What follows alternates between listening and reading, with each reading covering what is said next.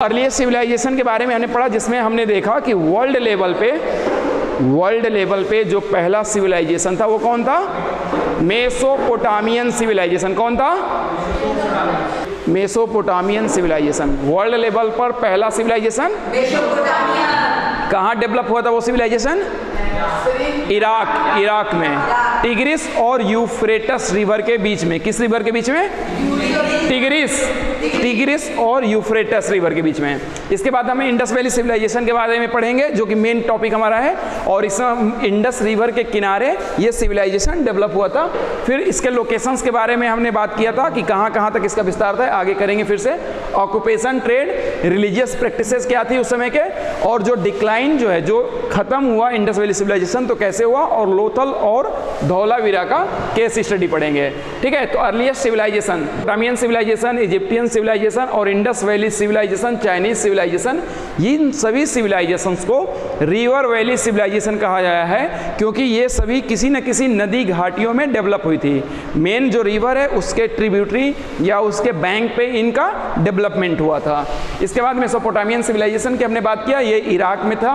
और टिग्रिस और यूफ्रेटस, कौन कौन रिवर है? टिग्रिस और यूफ्रेटस, दो रिवर के घाटियों में ये बसा हुआ था। और ये जो है oldest of all the river valley civilisation in the world. तो दुनिया का पहला जो मेजर सिविलाइजेशन है मेसोपोटामियन सिविलाइजेशन है, और इसको क्रेडल ऑफ सिविलाइजेशन यानी सिविलाइजेशन का पालना भी कहा जाता है। क्रेडल मतलब होता है पालना। ठीक है। इजिप्टियन सिविलाइजेशन कहाँ फ्लोरिश हुआ है? तो नाइल रिवर वैली में, अफ्रीका में ये डेवलप होता है इजिप्टियन सिविलाइजेशन। कॉन्टिनेंट की अगर हम बात करें तो 7 कॉन्टिनेंट है, सभी को याद है? एशिया के बाद अफ्रीका के बाद यूरोप के बाद नॉर्थ अमेरिका, साउथ अमेरिका, इसके बाद है ऑस्ट्रेलिया, अंटार्कटिका। तो ये 7 कॉन्टिनेंट होते हैं। कॉन्टिनेंट क्या है? तो जो बड़े लैंड मास हैं जो चारों ओर से पानी से, जल से घिरे होते हैं, उन्हें हम कॉन्टिनेंट कहते हैं। और छोटा अगर लैंड मास है तो उसे आइलैंड कहते हैं, आइसलैंड भी लोग बोलते हैं। तो आइलैंड मतलब छोटा लैंड मास जो पानी से घिरा हो।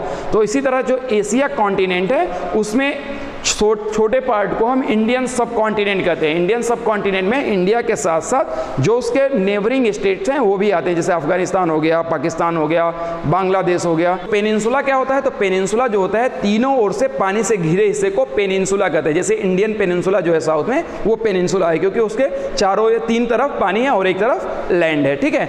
और स्ट्रेट मतलब होता है कि जल संधि, यानी 2 लैंड मास है उसके बीच में अगर पतला नदी या वो पानी का रास्ता है तो उसको हम स्ट्रेट कहते हैं। 2 लैंड मास को जो जोड़ने वाला लैंड होता है उसको हम इस्थुमस कहते हैं। तो ये सिंपल से टर्म्स हैं, जब आएंगे तो उसके इसको हम अच्छे से और देखेंगे। इजिप्टियन सिविलाइजेशन अफ्रीकन कॉन्टिनेंट में नाइल रिवर या नील रिवर के किनारे डेवलप हुआ था। चाइनीज सिविलाइजेशन जो है ये वांगहो रिवर के किनारे डेवलप हुआ था। और इंडस वैली सिविलाइजेशन जो इंडस रिवर है, जिसको हिंदी में सिंधु नदी कहते हैं, उसके ट्रिब्यूटरीज पर डेवलप हुआ था। फिर हमने देखा कि जो आपका एंशिएंट रिवर वैली सिविलाइजेशन है और जो नियोलिथिक कल्चर है, नव पाषाण काल 3 भाग मैंने बताया है, पेलियोलिथिक, मीजोलिथिक और नियोलिथिक। मेनली उस दौर में पाषाण काल या स्टोन एज में लोग पत्थर के औजारों का प्रयोग करते थे, और जिस मेटल का औजार यूज किया जाता था उन्हीं के नाम पे उस कालखंड को, उस पीरियड को नॉमिनेट किया गया है। और जो इंडस वैली सिविलाइजेशन है ये ब्रॉन्ज एज सिविलाइजेशन है, यानी इस कालखंड में, इस समय में लोग ब्रॉन्ज के औजार, ब्रॉन्ज के जो इंस्ट्रूमेंट्स हैं वो यूज करते थे।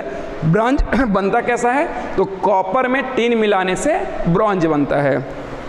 तो नेचुरल है कि जो कॉपर का सिविलाइजेशन होगा या जो कॉपर का यूज होगा वो ब्रॉन्ज एज से पहले होगा। तो यानी नियोलिथिक के बाद अगर कोई सिविलाइजेशन अरेंज करने को आए तो हम कैल्कोलिथिक पे जाएंगे।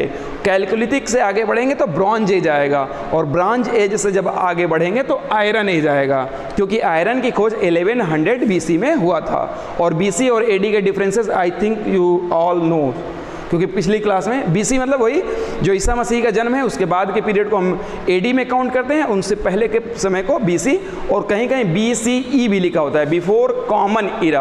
तो बिफोर क्राइस्ट को बदल के कॉमन इरा कर दिया गया, जब मॉडर्न सोसाइटी में रिलीजन जो है उसके डोमिनेंस या अदर जो कंट्रीज जो आगे आए तो उन्होंने कहा कि क्रिश्चियनिटी को क्यों माने, तो उसको उन्होंने कॉमन कर दिया। और AD मना होता है एनो डोमिनी, यानी ईश्वर के काल में या ईश्वर के समय में। ठीक है।